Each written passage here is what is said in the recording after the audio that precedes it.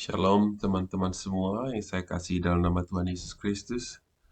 Pagi hari ini saya akan membagikan chapel bagi kita di grup kita ini. Sebelumnya kita berdoa. Terima kasih Tuhan Yesus, saya mengucap syukur buat kesempatan ini di mana kami bisa belajar kebenaran firman-Mu. Biarlah firman-Mu ini Tuhan menjadi berkat bagi kami dan kekuatan bagi kami hamba-hamba-Mu. Dalam nama Tuhan Yesus kami mengucap syukur. Amin. Firman Tuhan yang saya ambil dari 1 Raja-Raja pasal 1 ayat yang ke-11 dan sampai dengan ayat yang ke-20. Demikian bunyi firman Tuhan. Lalu berkatalah Nathan kepada Batsyeba ibu Salomo, "Tidakkah engkau mendengar bahwa Adonai anak Hagit telah menjadi raja, sedang tuan kita Daud tidak mengetahuinya? Karena itu baiklah kuberi nasihat kepadamu, supaya engkau dapat menyelamatkan nyawamu dan nyawa anakmu Salomo. Pergilah masuk menghadap Raja Daud, dan katakan kepadanya, Bukankah tuanku sendiri, ya rajaku, telah bersumpah kepada hambamu ini, anakmu Salomo akan menjadi raja sesudah aku, dan dialah yang akan duduk di atas tahtaku. Mengapakah sekarang Adonai menjadi raja? Dan selagi engkau berbicara di sana dengan raja, aku pun akan masuk pula dan menyokong perkataanmu itu. Jadi masuklah Batsyeba menghadap raja ke dalam kamarnya. Waktu itu raja sudah sangat tua, dan Abishag gadis Sunem itu melayani raja. Lalu Batsyeba berlutut dan sujud menyembah kepada raja. Raja bertanya, "Ada yang kau ingini?" Lalu perempuan itu berkata kepadanya, "Tuanku sendiri telah bersumpah demi Tuhan Allahmu kepada hambamu ini, anakmu Salomo akan menjadi raja sesudah aku, dan dia akan duduk di atas tahtaku.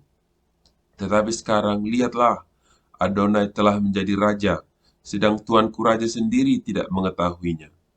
Ia telah menyembelih banyak lembu, ternak gemukan, dan domba, dan telah mengundang semua anak raja dan imam Abiatar dan Yoab, panglima itu. Tetapi hambamu Salomo tidak diundangnya. Dan kepadamulah ya Tuanku Raja tertuju, mata seluruh orang Israel, supaya engkau memberitahukan kepada mereka, siapa yang akan duduk di atas tahta Tuanku Raja sesudah Tuanku." Nah, saudaraku yang kasih, sejauh itu pembacaan firman Tuhan bagi kita semua. Judul firman Tuhan saya ambil yaitu, "Bagianku adalah hakku." Saudaraku yang kekasih, dalam periode ini, pembacaan firman Tuhan ini kita melihat the history of Raja, the King of David, the end of the King of David, who's gonna be the in charge after him. So dia memiliki dua anak ini ya, khususnya dalam ayat ini dibahas tentang Adonai dan Salomo. Nah, dalam usianya yang sudah semakin tua, Raja Daud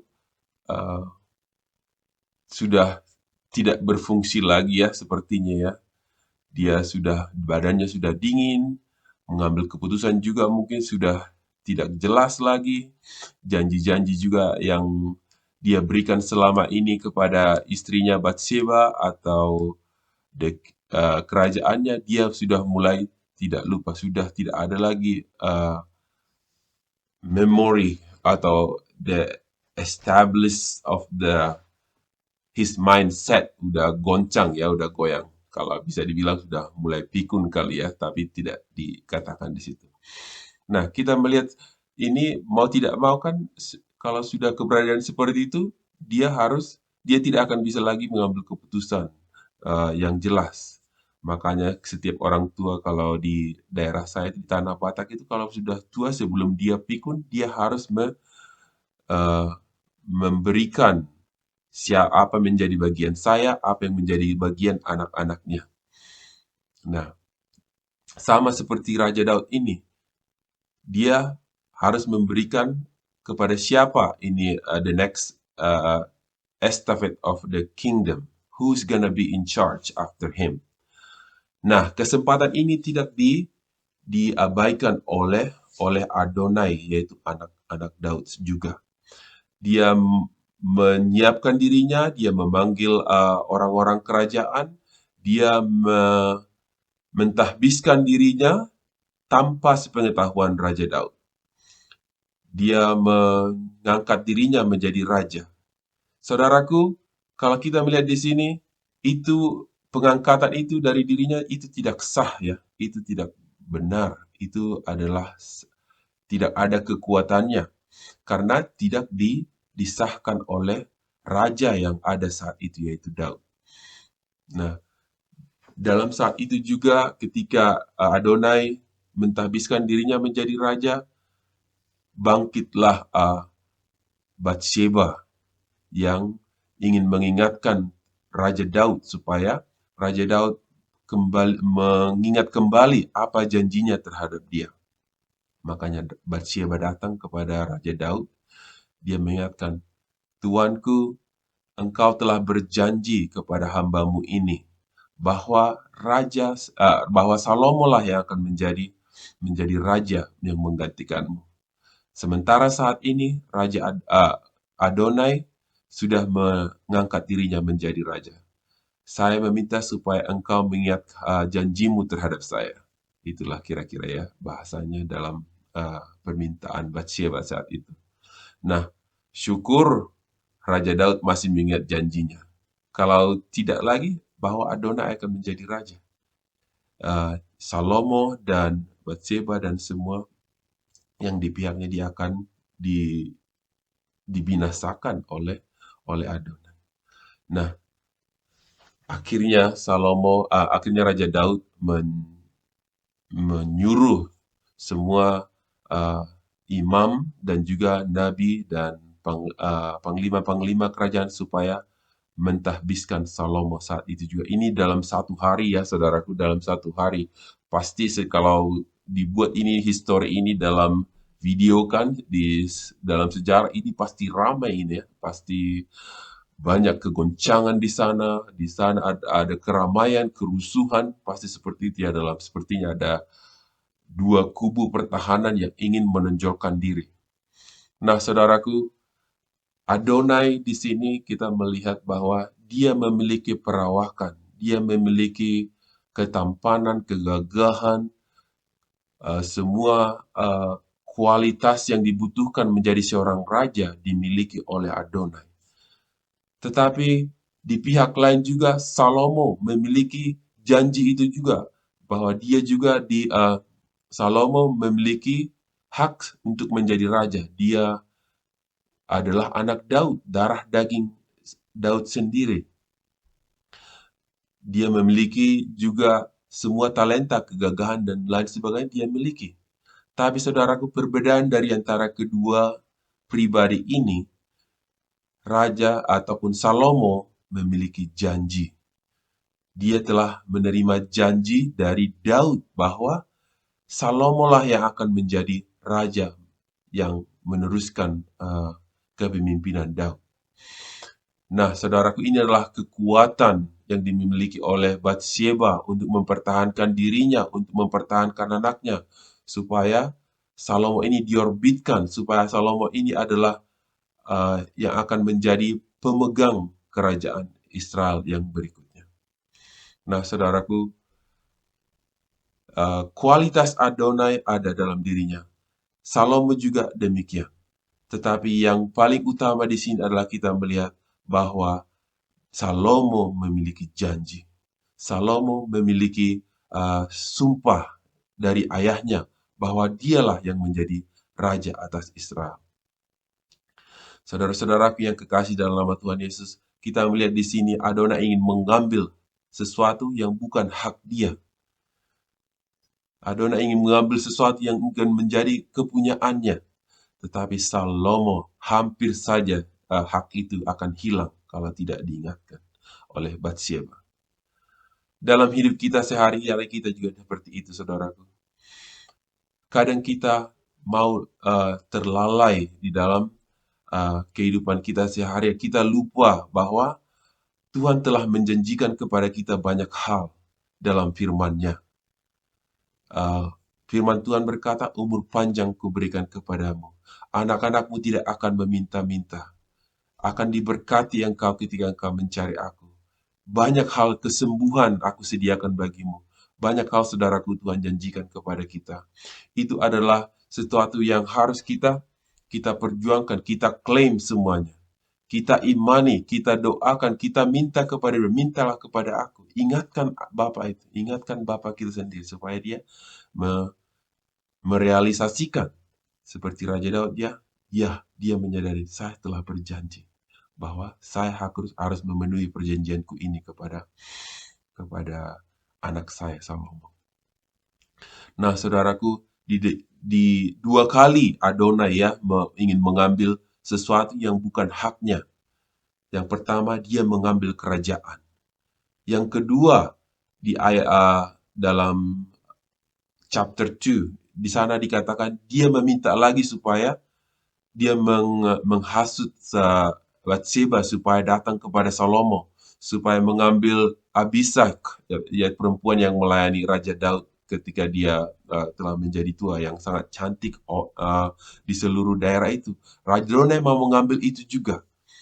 Dia meminta, katakan dulu kepada Salomo supaya dia memberikan Abisak, pelayan Bapa yang dulu melayani dia. Karena kecantikannya kali ya, dia tertarik, saya pengen memiliki dia juga. Akhirnya Salomo seperti dengan anger dengan kemarahan dia berkata, Ibu, kenapa engkau cuma hanya meminta Abisak aja supaya bagi Adonai? Kenapa enggak kau meminta a half of the kingdom to be given to him? Salomo berkata demikian. Akhirnya dengan amarah, Salomo akhirnya mengambil keputusan supaya membinasakan atau membunuh Adonai ya.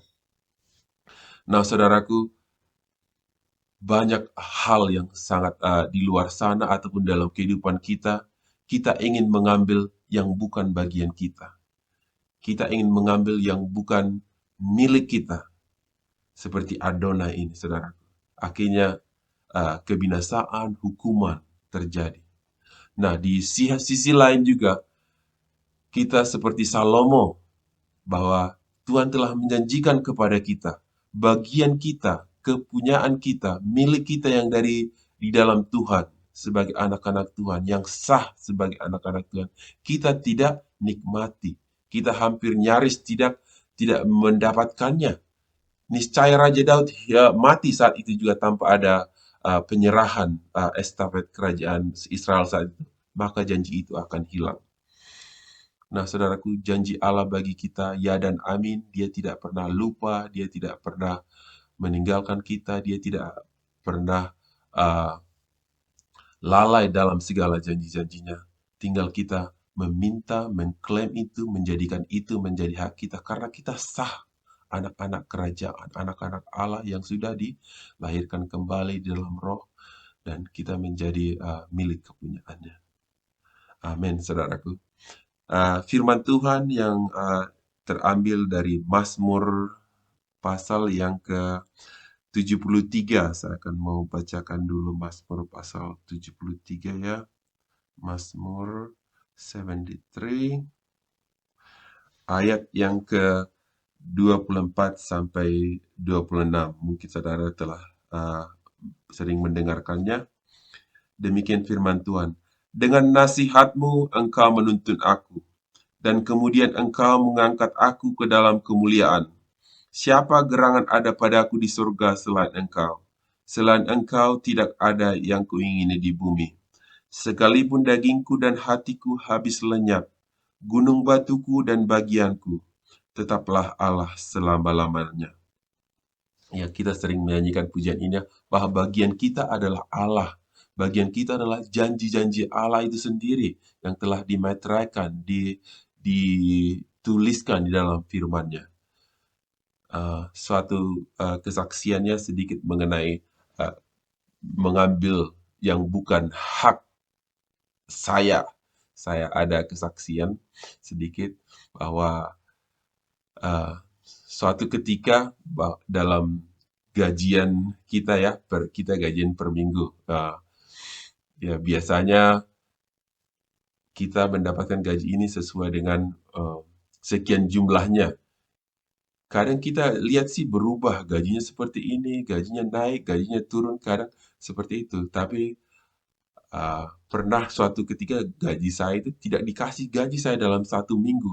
Kemudian saya komplain, kenapa saya tidak digaji? Akhirnya mereka kasih 3 hari sebelumnya mereka transfer ya. Nah, kemudian the next paycheck, the next gajian berikutnya, mereka kasih saya jadi seperti double portion, jadi 2 kali lipat. Jadi ada tambahan sepertinya berapa, hampir 20 juta kalau dikurskan ke Indonesia.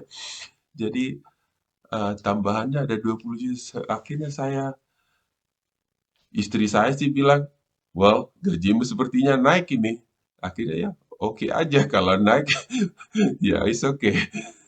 Ternyata saudaraku, di dalam proses itu saya bertanya, ada apa ini? Mungkin mereka gaji sebelumnya sebelum-sebelumnya kali mereka udah make a mistake. Jadi saya berhak memiliki ini. Siapa tahu mereka make a mistake in the last pay period and now they give me more. So that's in my thought process. Saudaraku yang kasih dalam Tuhan Yesus, akhirnya 3 bulan berikutnya mereka explain kepada saya bahwa mereka akan mengambil dari uang gaji saya, memotong gaji saya karena sudah di-pay more sebelumnya karena mereka melakukan kesalahan. Saudaraku, ketika diambil dipotong gaji saya berapa selama 3 kali ya dipotong, dikurangin, dikasih sebagian lagi dipotong. Nah, dalam proses itu pengambilan itu sangat sakit banget. Kenapa diambil? Kenapa? Nah, saudaraku, saya belajar di sini supaya merelakan apa yang menjadi bukan hak saya, yaitu adalah haknya mereka karena mereka salah melakukan transaksi atau perhitungannya. Nah, dalam hidup kita juga sedemikian, saudaraku, bahwa Tuhan menginginkan kita bersyukur, setia dalam perkara kecil, menikmati apa yang menjadi bagian kita, meminta kepada Tuhan apa yang menjadi milik kita. Kalau memang bukan milik kita, let it go. Kalau yang menjadi punya kita, let it go. I have to speak to myself, peace of mind, supaya datang dalam pikiran ketika mengurangi gaji saya saat itu. Tapi saudaraku, saya akhirnya merasa lega bahwa itu adalah bukan milik saya harus relakan, berikan kembali. Nah, saya akhirnya bersyukur kepada Tuhan bahwa apa yang menjadi milik saya, itulah bagian saya. Demikian juga kepada saudara-saudara semua, janji Tuhan bagi saudara banyak ya, bagi kita semua janji Tuhan itu banyak. Nah, Tuhan menginginkan kita juga supaya menikmatinya. Jangan ambil yang bukan bagi bagianmu sendiri. Tapi biarlah menjadi bagianmu, claim it. A lot of things that God promised for you, bigger than what you think of. Besar, luar biasa janji-janjinya. Bahwa itu adalah milik kepunyaan kita. Shalom. Tuhan Yesus memberkati. Demikian firman Tuhan yang saya berikan hari ini. Amin.